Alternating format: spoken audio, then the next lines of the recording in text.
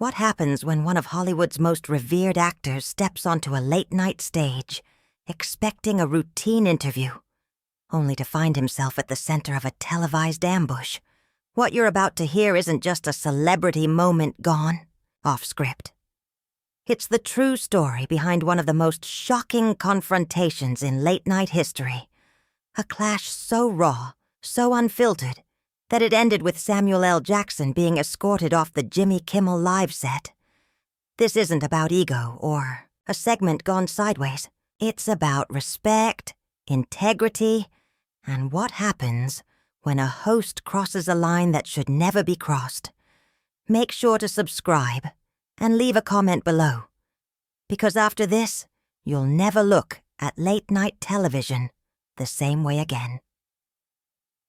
The energy at the Jimmy Kimmel live studio was electric. Cameras adjusted, audience buzzing, and Jimmy himself skimming his notes one last time. The night's guest? None other than Samuel L. Jackson, a titan of cinema, a man whose presence commands attention both on and off the screen. The plan was simple, a promotional chat about Jackson's latest film. But what followed was anything but routine. Ladies and gentlemen, please welcome the one and only Samuel L. Jackson, Kimmel announced with his signature grin. Jackson walked out to a roar of applause, flashing a smile and settling into the guest chair, relaxed yet alert. "Good to be here, Jimmy," he said, adjusting his jacket. "Great to have you, Sam. Can I call you Sam?" Kimmel asked, leaning forward with a strange edge in his voice. "Samuel works just fine," Jackson replied, polite but unmistakably firm.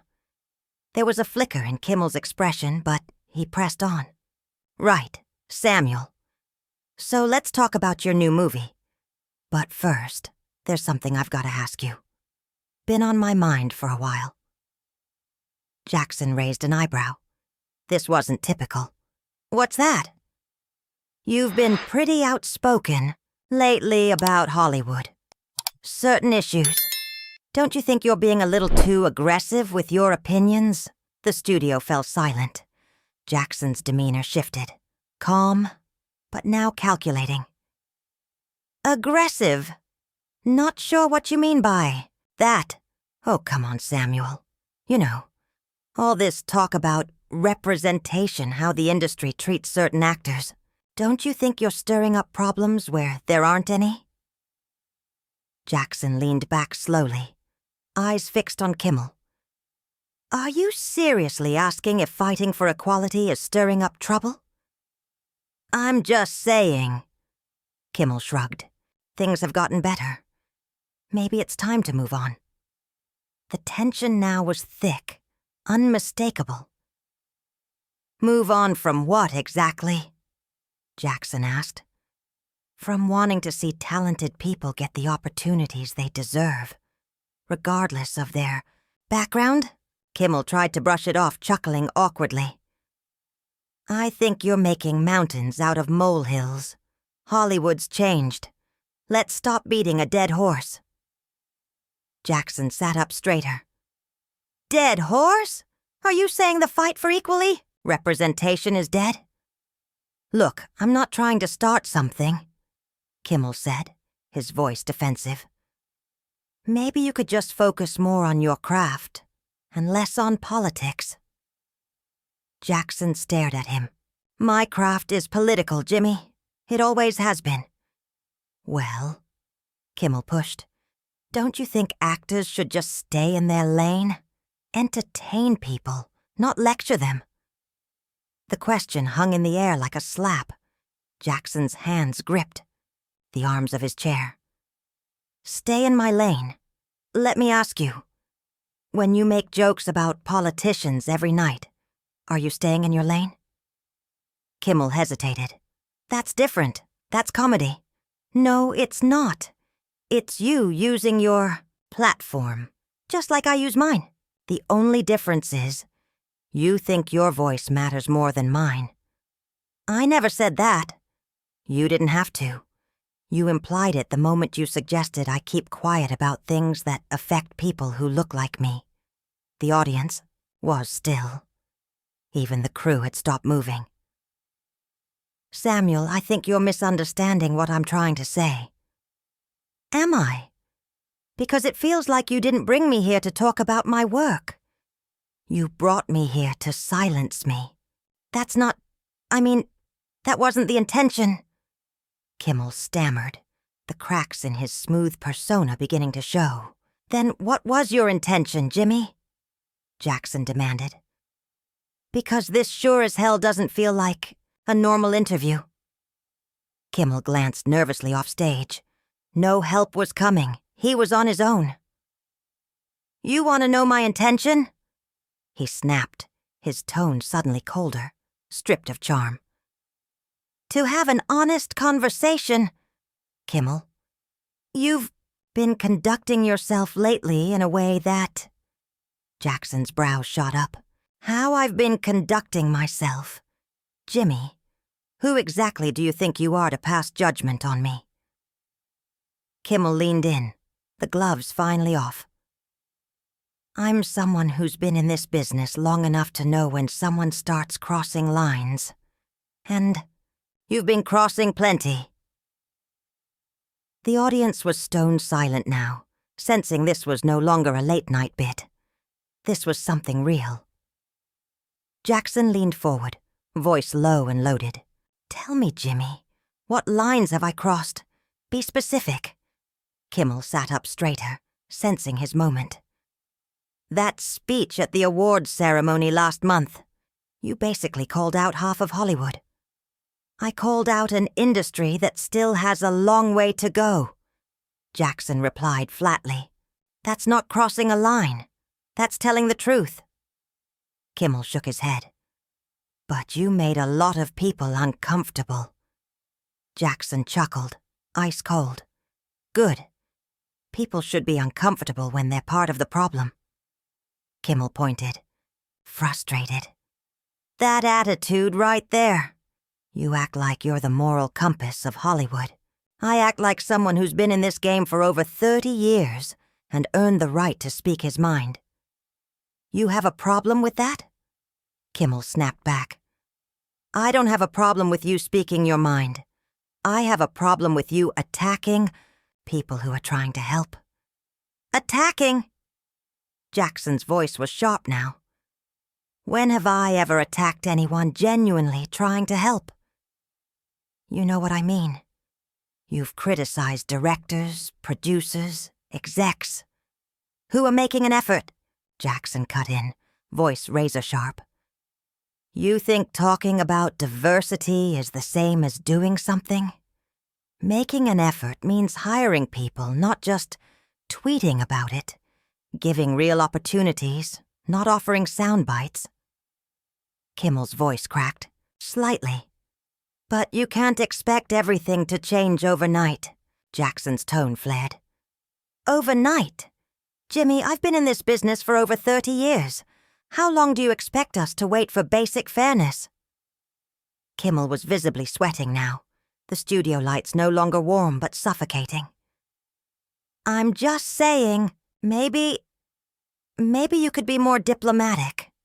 Jackson repeated the word like it offended him. Diplomatic? You mean silent. You mean compliant. You mean I should smile, nod, and be grateful for scraps. That's not what I said. It's exactly what you said. You just didn't have the spine to say it outright. Jackson stared him down. Let me ask you something, Jimmy. When's the last time you used this platform to speak out against inequality in this industry? Kimmel's mouth opened, then shut. I support various causes. That's not what I asked.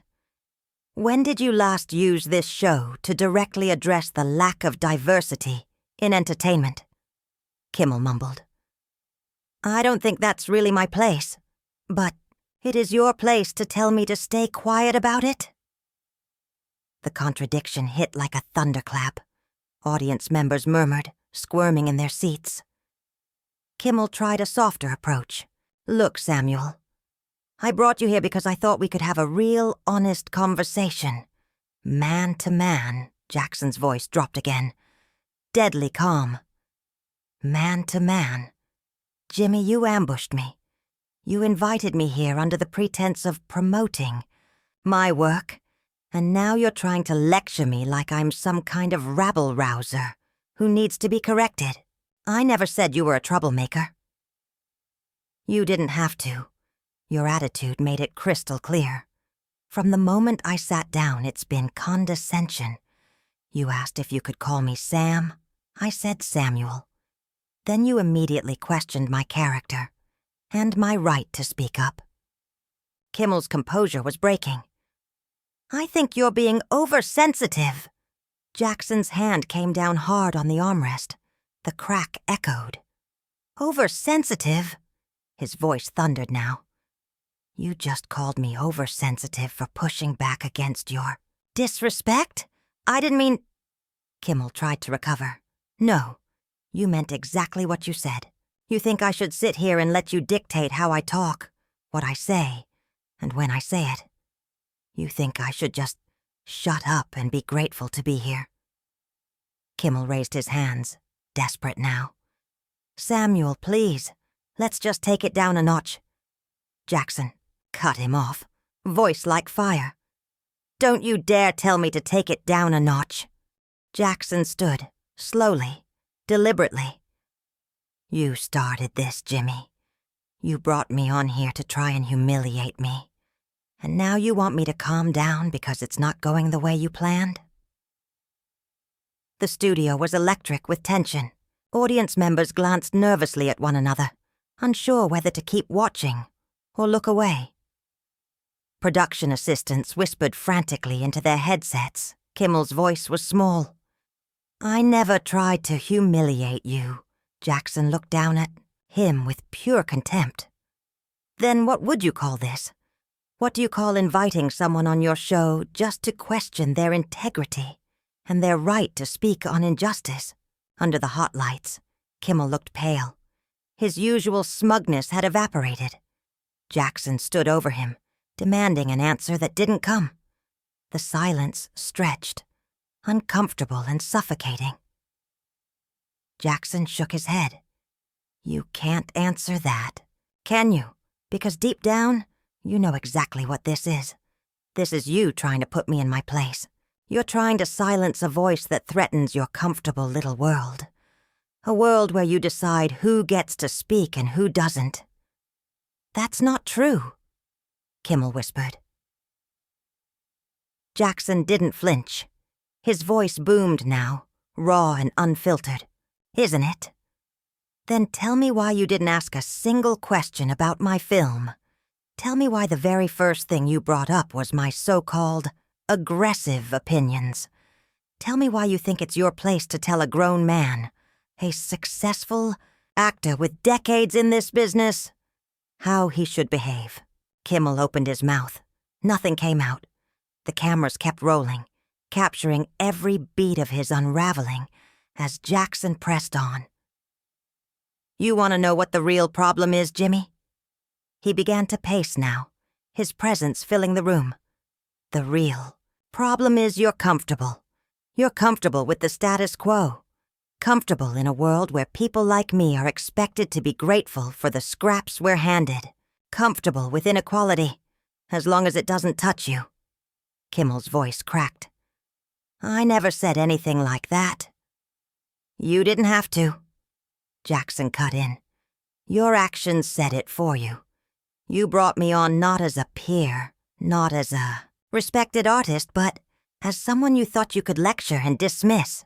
You thought I'd sit here quietly while you tried to paint me as some angry black man, too loud for your polite little stage. Jackson stopped pacing, turned back to him. His voice was quiet now, but lethal. Let me tell you something about respect. Jimmy, it's not something you fake for the cameras. It's not something you trot out when it's convenient. Real respect means treating people as equals, not as problems to fix or voices to silence. Kimmel tried to cut in. Samuel, I do respect you. I've always respected your work. Jackson spun on him. My work. You respect my work, but not my voice. Not my right to speak on the industry I've given my life to. You respect me as long as I entertain you. But the second I challenge the system, I become a problem. The accusation hung heavy in the air. You respect the performance, but not the person. The audience was still. No applause, no laughter, no sound. Just the weight of truth crashing through the studio. Kimmel's producers hovered at the edge of the stage, visibly agitated. They exchanged anxious glances, debating whether to step in. But not one of them dared move between Jackson and their host. Jackson's voice cut through the tension like a blade. That's selective respect, Jimmy. Conditional respect. The kind that says, you're valuable, as long as you stay in the box we built for you. But the moment you step outside that box, the moment you speak up for something more than entertainment, you become inconvenient. You become a problem. His voice grew stronger, commanding. And that's exactly what you tried to do tonight. You tried to shove me back into that box. You tried to remind me of my place. He stepped forward, unshaken. Let me remind you of something. I don't have a place. I have a career. I have a platform. I have a voice. And I will use all three. On my terms. I didn't mean to imply. Kimmel started, his voice weak. Jackson silenced him with a sharp gesture. Don't insult my intelligence with that. We both know what you meant. We both know this was a setup from the start. You never intended to talk about my work, or my journey, or anything of substance. You brought me here to put me on display, to make an example out of me, on national television. The studio was frozen. Some audience members squirmed in their seats. Others leaned in, spellbound. It was unlike anything they'd ever seen on late-night TV. But here's what you didn't expect. Jackson continued, locking eyes with Kimmel. You didn't expect me to push back. You didn't expect me to stand up and call this out for what it is. You thought I'd just sit here, smile, nod, and let you walk all over me. Jackson moved closer to Kimmel's desk, his presence overwhelming. You know what's really pathetic? You had the chance to have a real conversation with me tonight. You could have asked thoughtful questions about my work, about the projects I care about the changes I've seen in this industry over the years. You could have treated me like an equal, like a professional, like someone whose insight might actually matter to your audience. But instead you chose to be small. You chose petty jabs over meaningful dialogue. You chose to use your platform, not to elevate, but to diminish, because someone like me makes you uncomfortable. Kimmel's hands trembled slightly, his note cards now clutched in a white-knuckled grip. Samuel, please, can we just what, Jimmy? Jackson shot back. Pretend this never happened? Pretend you didn't? Just spend the last 20 minutes trying to humiliate me? Pretend this wasn't your plan from the moment I walked on stage? You want to move on to your safe little questions about my latest movie? While we both pretend you actually respect me? Jackson gave a bitter laugh. No, Jimmy. We can't just do anything. You made your choice the moment you tried to ambush me. You made your choice the second you decided that my voice was too loud, my opinions too strong, my presence too threatening for your comfortable little world. I made a mistake, Kimmel said desperately. I can admit that. I made a mistake. Jackson shook his head. No. You didn't make a mistake. You made a decision. A calculated one. You decided to silence a voice you didn't want to hear. Your mistake wasn't what you did. It was underestimating who you were doing it to. He straightened his jacket and turned toward the main camera. To everyone watching at home, let me be clear. This is what happens when you speak up about inequality. This is what happens when you refuse to stay silent in the face of injustice. This is what happens when you use your platform not to entertain, but to challenge. Jackson turned back to Kimmel, who was now visibly sweating. People like Jimmy here will always try to shame you into silence. They'll call you too aggressive, too political, too much. They'll insist that everything's fine the way it is, that you should be grateful for what you have, and stop demanding what you deserve. He paused, letting the tension settle before continuing. But here's what they don't get. Equality isn't a favor handed out by the powerful. Justice isn't something you ask for nicely and hope someone grants you out of kindness. These aren't luxuries. They're rights. And rights aren't begged for. They're fought for. The energy in the studio crackled. You could feel it. His words landing with everyone. The audience, the crew, even the uncertain producers huddled backstage. And when you fight for those rights, when you raise your voice, there will always be people like Jimmy, trying to shut you down. They'll call you unreasonable. They'll paint you as the problem. They'll tell you to stop making waves. Jackson's voice now thundered with resolve. But I've got news for people like Jimmy. I've been making waves my entire damn career, and I'm not stopping now. He stepped even closer to the desk, every word a direct challenge. I've been standing up for what's right for decades, and I won't be intimidated into silence by anyone. Least of all, a talk show host. His eyes locked onto Kimmel. You thought bringing me on here would make an example out of me. You thought you could show your audience, and your Hollywood buddies, that even Samuel L. Jackson could be brought to heel if you pressed the right buttons. A smirk crossed Jackson's face. Well, you were wrong. Dead wrong. The only example being made tonight is you. You're showing the world exactly who you are behind that smiling late-night mask. You're showing them that your respect is conditional, your tolerance has a ceiling, and your comfort matters more to you than someone else's dignity. At that moment, a few security guards appeared at the edge of the stage, summoned by frantic producers. Jackson glanced at them and gave a grim smile. And there it is, the final card. When you can't win the argument, when you can't defend your actions, you call security. Not to solve the issue, but to remove it. That's always the play, isn't it? He turned to the guards. Gentlemen, I know you're just doing your jobs, but let me make something clear. I'm not a threat. I'm not violent. I'm not dangerous. I'm just a man who refuses to be disrespected on national television. He faced Kimmel one final time.